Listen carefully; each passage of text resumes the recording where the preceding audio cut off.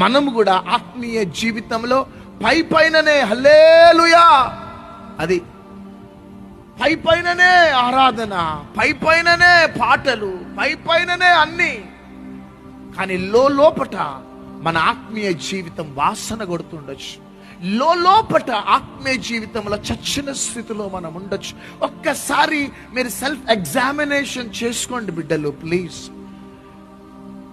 మొదటి రక్షింపబడ్డప్పుడు నువ్వు ఎలా ఉండే, ఇప్పుడు ఎలా ఉన్నావు ఒకసారి స్వపరీక్ష చేసుకోండి.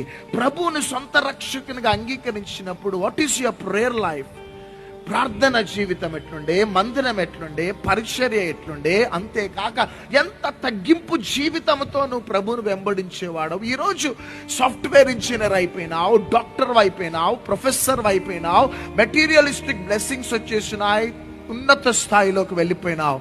ఇప్పుడు దేవుడు నీకు గుర్తుకు రావటంలే. అంత దూరమా?